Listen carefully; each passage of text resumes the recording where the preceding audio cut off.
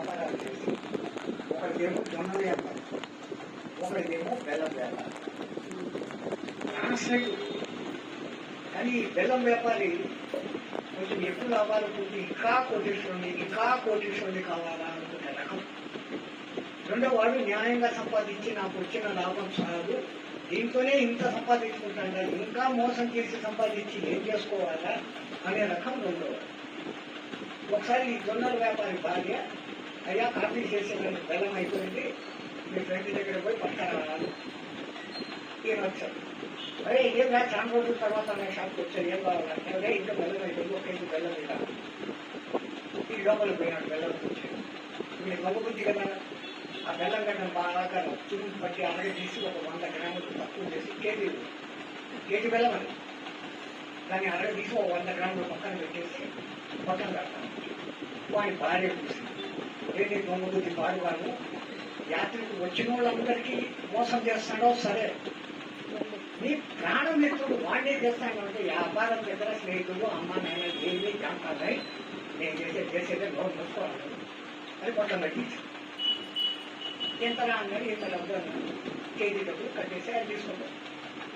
ఆయన అట్లా పోయిన కొంచెం సేపటికి ఈ బెల్లం వ్యాపారి భార్య, మరి మన కోళ్ళకు జొన్నలు అయిపోయినా మీ వాళ్ళు జొన్నలు వ్యాపారి కదా, పోయి జొన్నలు పట్టాలి, ఇప్పుడు సంచి పట్టుకుంటాయి. మరి ఏం రావు, మళ్ళీ నా దగ్గరకు నువ్వు వచ్చినామంటే నీకు బెల్లం అయిపోయింది, నాకు జొన్నలు అయిపోయినాయి, నాకు కూడా 1 కేజీ జొన్నలు కావాలి, 20 రూపాయలు.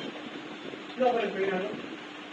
ఆయన ఒక బొట్టలు పెట్టి జొన్నలు తెచ్చి ఇది దొంగడు కదా, దొంగ బుద్ధి ఏమి చేయకు ఉన్నట్టు లేదే, దొంగ వచ్చేది లేకుంటే నన్ను మీరు మోసం చేయడు, ఆయన అంటే మోసం చేస్తాడు, మీరు చేయడు. కానీ ఏదో బరువు తక్కువ ఉంటే అందులో పోతా ఒక షాప్లో తూకం వేసి 900 గ్రాములు అత్యంతగా బుద్ధిగా అయిపోతే నువ్వు స్నేహితుడు వేరా, నీకు అసలు బుద్ధి ఉందా, ఎంత మాట్లాడుతున్నావు, ఇది దాని ముందు ఇది మోసం చేసి ఈయన మట్టుకు వచ్చి ఏమంటున్నాడు, అసలు నీకు స్నేహిత ధర్మం ఉంటే ఏమో తెలుసునా, స్నేహితుడినే మోసం చేస్తావు, 100 గ్రాములు తక్కువ ఇస్తావు.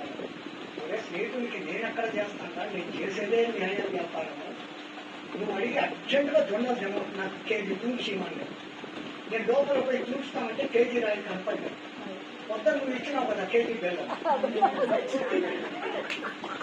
బెల్లం గడ్డ ఆడ పెట్టి చూసి ఇచ్చిన నాదేంటి కదా తప్పు అని ఎప్పుడు చేసింది పెట్టే నూటి గొప్ప అది ఇంకో 100 గ్రాములు ఇయ్యని అడుగుతారా, 900 గ్రాములు ఇచ్చినారా, ఇంకో 100 గ్రాములు ఇయ్యడం మా భార్య అంతా తీసుకో అని అందులో